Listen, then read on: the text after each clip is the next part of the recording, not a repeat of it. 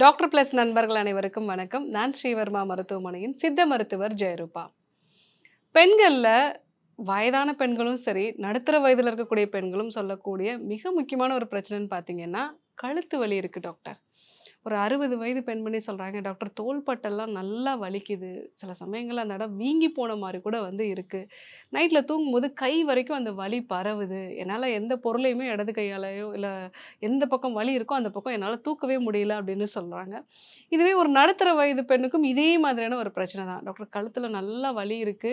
அது கை வரைக்கும் பரவுது.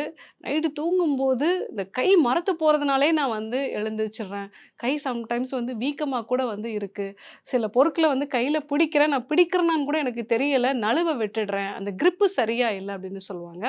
ஸோ இந்த மாரி இந்த தோள்பட்டை வலி, கை வலி அப்படிங்கிறது பெண்களுக்கு அதிகமா இருக்கிறத பார்க்குறோம். ஆண்களுக்கும் இந்த பிரச்சனைகள் இருக்கு.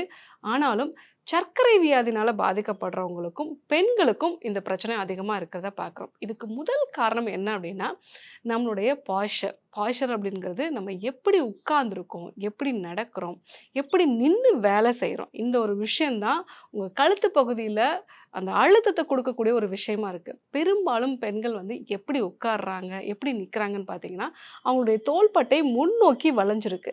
ஸோ அப்போ அவங்களோட தலையினுடைய அந்த வெயிட் எல்லாமே தோள்பட்டையில தான் அதிகமா படுது. ஸோ உடம்பு முழுவதும் அது பரவுறதில்ல. அது மட்டும் இல்லாம சில பெண்கள் பண்ணக்கூடிய தவறு என்னன்னு பார்த்தீங்கன்னா, அவங்க நின்னு சமைக்கக்கூடிய மேடை அவங்கள விட ஹைட்டா இருக்கும். அதாவது அவங்களோட செஸ்ட் லெவலுக்கு அது இருக்கும். ஸோ அப்படி இருக்கும்போது கைய கொஞ்சம் உயர்த்தியே எப்பவுமே சமைச்சுட்டு இருப்பாங்க. ஸோ அந்த மாரி சமைக்கும்போது அவங்களுடைய கழுத்து பகுதி எப்பவுமே கொஞ்சம் எலிவேட்டடாவே இருக்கும். இது தொடர்ந்து பண்ணும்பொழுது அவங்களுக்கு வலி இருக்கும். ஸோ கழுத்து வலி இருக்கு டாக்டர். மாத்திரை சாப்பிட்டேன். மாத்திரை சாப்பிட்டா வலி குறையுது. ஆனா திருப்பி திருப்பி இந்த பிரச்சனை வருது அப்படின்னு சொல்லும்போது தான், அவங்க அன்றாட வேலைகள் என்ன பண்றாங்க அப்படிங்கிறத நம்ம கேட்கணும். இன்னும் நிறைய பெண்கள் சொல்றது என்னன்னா, டாக்டர் நான் பைக் ஓட்டுறேன். பசங்கள ஸ்கூலுக்கு போய் ட்ராப் பண்றேன். இல்ல நான் ஆஃபீஸுக்கே போறேன். ஸோ பைக் ப்ராப்பரா மேனேஜ் பண்ணல. பிரேக் கரெக்ட்டா மெயின்டெயின் பண்ணல. ஸோ அந்த மேடு பள்ளங்கள்லாம் நெறைய இருக்கக்கூடிய இடங்கள்ல நம்ம ட்ராவல் பண்றோம் அப்டின்னா, ரொம்ப ஈஸியா கழுத்துல இருக்கக்கூடிய தசைகள் பாதிக்கப்படும். அது மட்டும் இல்லாம, பெண்கள பொறுத்தவரைக்கும் குழந்தைகள கையில வச்சு தூங்க வைக்கிறது, கைய தலைக்கு வச்சு தூங்குறது, ஹைட்டா தலையணை வச்சு தூங்குறது, இன்னும் சொல்லப்போனா பீரியட்ஸ்க்கு முன்னாடி அவங்க பாடியில இயல்பாகவே அ அந்த ஃப்ளூயிட் ரிட்டென்ஷன் அப்படின்னு சொல்லுவோம். கொஞ்சம் அவங்களோட உடம்புல நீர் தேக்கம் அடைஞ்சிருக்கும். இதனால அந்த சின்ன சின்ன டனல்ஸ்லாம் அப்படின்னு சொல்லுவோம். அங்க எல்லாமே நரம்புகள் வீக்கம் அடையறதுக்கு வாய்ப்புகள் நெறைய இருக்கு. ஸோ அது மட்டும் இல்லாம இந்த hormonal changes menopause time, pregnancy time, even every month பீரியட்ஸ்க்கு முன்னாடியும் கூட நெறைய பெண்களுக்கு மசில்ஸ் எல்லாமே ரொம்ப வீக் ஆயிடும். அந்த மாதிரி சமயங்கள்லயும் வலிகள் வர்றதுக்கு நெறைய வாய்ப்புகள் இருக்கு. அது மட்டும் இல்லாம பெண்களுக்கு இந்த வைட்டமின் டி குறைபாடு, கால்சியம் சத்து குறைபாடு, இரும்பு சத்து குறைபாடு இது எல்லாமே தசைகள்ல தான் பாதிப்ப உண்டு பண்ணுது. ஏன்னா, பெரும்பாலான பெண்களுக்கு இந்த பிரச்சனை இருக்கு. அதனால தான் அவங்களுக்கு ரொம்ப ஈஸியாவே வலிகள் வருது. இன்னும் தைராய்டு சம்மந்தமான பிரச்சனை இருக்கக்கூடிய பெண்களா இருந்தாங்கன்னா, அவங்களுக்கு கால்சியம் சத்து சுத்தமாவே இருக்காது. அதேபோல புரோட்டீனும் அவங்களுக்கு கரெக்ட்டா இருக்காது. ஸோ, அப்போ தசைகள் எல்லாமே வறட்சி அடைஞ்சு, இந்த கழுத்து வலி, தோள்பட்டை வலி அப்படிங்கிறது அவங்களுக்கு ரொம்ப காமனாவே இருக்கும். ஸோ, அந்த மாதிரி நிலைகள்ல நம்ம ஒரு சில பயிற்சி முறைகள மேற்கொள்றது நல்லது. அத பத்தி நம்ம தொடர்ந்து பார்க்கலாம்.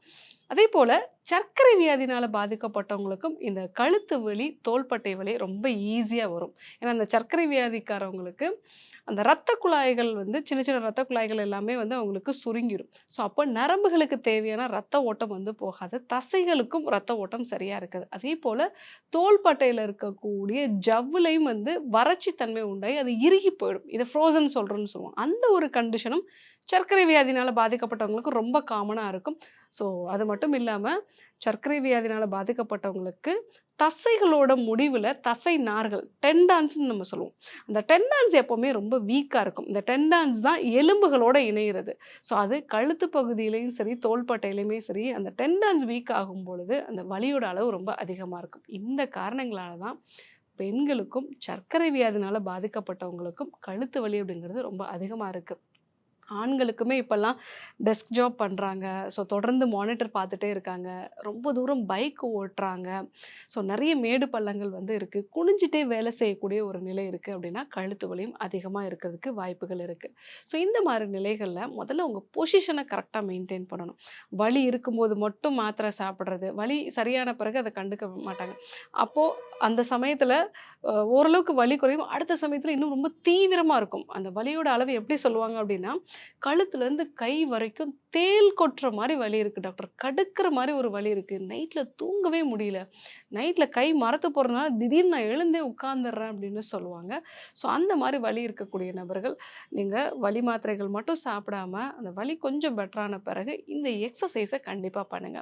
ஸோ உங்களுடைய தண்டுவடத்த ஸ்ட்ரைட்டா வச்சுக்கோங்க. உங்களுடைய கீழ்த்தாடைய கொஞ்சம் உள்ள வந்து நீங்க தள்ளி டக் இன் பண்ணிக்கணும். ஸோ இந்த மாரி பண்ணிட்டு உங்களுடைய ஸ்பைன் அதாவது தண்டுவடம் வந்து ஸ்ட்ரெயிட்டா இருக்கணும். ஸோ அந்த மாரி நிலைகள்ல உங்க கைகள்ல அ அதாவது இடது கையை கீழேயும், வலது கை மேலேயும் வச்சுட்டு உங்களுடைய மடி மேல வச்சுக்கோங்க.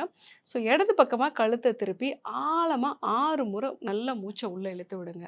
ஸோ அதேபோல வலதுபுறமா கழுத்த திருப்பி ஆழமா 6 முறை மூச்ச உள்ள இழுத்து விடுங்க. கழுத்த அண்ணாந்து, கழுத்த குனிஞ்சு. இந்த 4 பொசிஷன்லயுமே நீங்க ஆழமா மூச்ச நல்லா உள்ள இழுத்து விடணும். ஸோ உங்களுடைய தண்டுவடம் வந்து ஸ்ட்ரைட்டா இருக்கணும். ஸோ இந்த ஒரு பயிற்சிய ஒரு நாளைக்கு குறைஞ்சது 5லேருந்து 6 முறையாவது பண்ணுங்க. நீங்க ஒரு முறை வந்து பண்றதுக்கே ஒரு 2 நிமிஷம் தான் வந்து ஆகும். ஸோ நீங்க வேலை செஞ்சுட்டு இருந்தாலும் இடையில இடையில இந்த பயிற்சிய வந்து பண்ணுங்க. இந்த பயிற்சிய பண்ணும்பொழுது, உங்க கழுத்து பகுதிக்கு அதிகமான அளவுக்கு பிராண சக்தி வந்து கிடைக்கும். அதன் மூலமாக கழுத்து வலியில நல்ல ஒரு மாற்றம் இருக்கும். அடுத்ததா, இந்த ஒரு பயிற்சியும் வந்து நீங்க செய்யலாம்.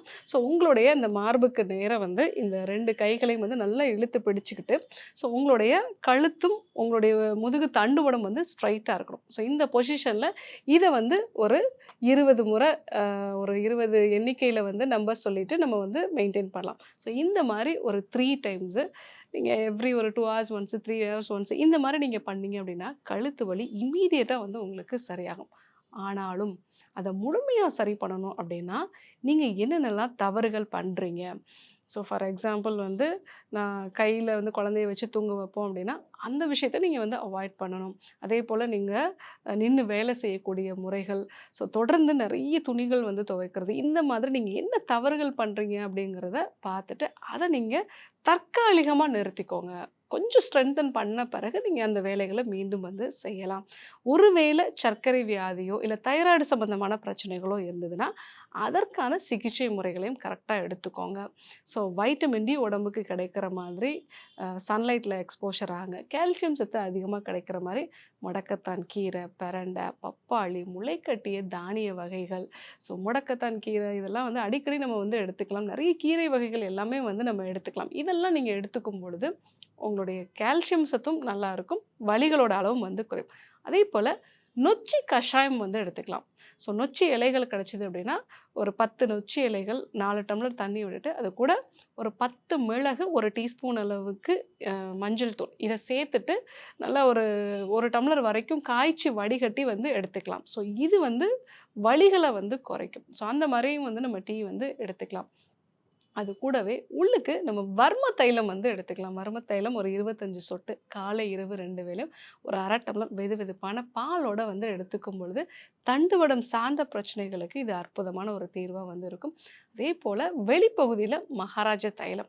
ஸோ மகாராஜா தைலம் வந்து கழுத்து பகுதியிலலாம் நல்லா தடவிட்டு, ஒரு 1/2 மணி நேரம் கழிச்சு வெதுவெதுப்பான வெந்நீர் வச்சு ஒத்தடம் குடுக்குறதோ, இல்ல வந்து வெந்நீர்ல வந்து ஒரு குளியல் எடுத்துக்கிறது. இது வந்து வலிகள நல்லாவே வந்து குறைக்கும். ஸோ கழுத்து வலி அப்படிங்கிறது அதிகமா பெண்கள பாதிக்கக்கூடிய ஒரு விஷயமா இருக்கு. அது வந்து நடுத்தர வயதிலிருந்து வயதான பெண்கள் வரைக்குமே இந்த பிரச்சனை வந்து அதிகமா இருக்கு. அதற்கு முக்கியமா அவங்களுடைய பொசிஷன் தான் வந்து காரணம். எப்படி உட்கார்றாங்க? எப்படி நின்னு வேலை செய்றாங்க? பைக் எப்படி ஓட்டுறாங்க? இதெல்லாம் தான் ஒரு முக்கியமான காரணம். ஸோ சர்க்கரை வியாதினால பாதிக்கப்படுறவங்களுக்கும் இந்த பிரச்சனைகள் அதிகமா வரலாம். ஸோ வலிகள் இருக்கும்போது நான் சொன்ன மாரி நொச்சி கஷாயம் எடுத்துக்கோங்க. வர்ம தைலம் வந்து எடுத்துக்கோங்க. வலிகள் கொஞ்சம் பெட்டரான பிறகு கண்டிப்பாக நான் சொன்ன இந்த 2 பயிற்சிகளையும் நீங்க பண்ண வேண்டியது அவசியம். ஸோ அந்த மாரி நீங்க ரெகுலரா பண்ணீங்க அப்படின்னா, உங்களோட வலிகள நிரந்தரமா வந்து சரி செஞ்சுக்கலாம். இது நாளடைவுல சில பெண்களுக்கு அறுவை சிகிச்சை வரைக்கும் கூட போகுது. தண்டுவடத்தில பாதிப்பு உண்டாகி கைகள்ல எந்த பொருளையுமே பிடிக்க முடியல. கை மரத்து போகுது அப்படின்னு சொல்லும்போது, உடனடியாக அறுவை சிகிச்சைக்கு வந்து தள்ளப்படுறாங்க. ஸோ அந்த விஷயங்கள்லாம் வராம தடுக்கணும் அப்படின்னா, நான் சொன்ன இந்த விஷயங்கள்லாம் நீங்க வந்து ஃபாலோ பண்ணுங்க. ஸோ இன்றைக்கு கழுத்து வலி எதனால பெண்களுக்கு அதிகமா வருது? சர்க்கரை வியாதி இருக்கிறவங்களுக்கும் ஏன் இந்த பிரச்சனை அதிகமா வருதுங்கிறத பார்த்தோம். ஸோ உங்க வீட்லயும் நெறைய பேருக்கு இந்த பிரச்சனை இருக்கு. நெறைய பெண்கள் இந்த பிரச்சனையோடயே வந்து வாழ்ந்துட்டு இருப்பாங்க. ஸோ உங்களுக்கு என்ன மாதிரியான அறிகுறிகள் இருக்கு அப்படிங்கிறத கமெண்ட்ல சொல்லுங்க. அத நான் பார்த்துட்டு அதற்கான ஒரு வீடியோக்கள அடுத்தடுத்த பதிவுல போட முடியுமாங்கிறத பார்க்குறேன். நான் சொன்ன இந்த மெத்தட்ஸ் எல்லாத்தையுமே ஃபாலோ பண்ணுங்க. அது கூட உடற்பயிற்சியும் சேர்த்தே ஃபாலோ பண்ணும்போது கழுத்து வலிகள நிரந்தரமா சரி செஞ்சுக்கலாம். இதே போன்று இன்னொரு ஒரு அற்புதமான தகவலோட உங்கள சந்திக்கிறேன். நன்றி, வணக்கம்.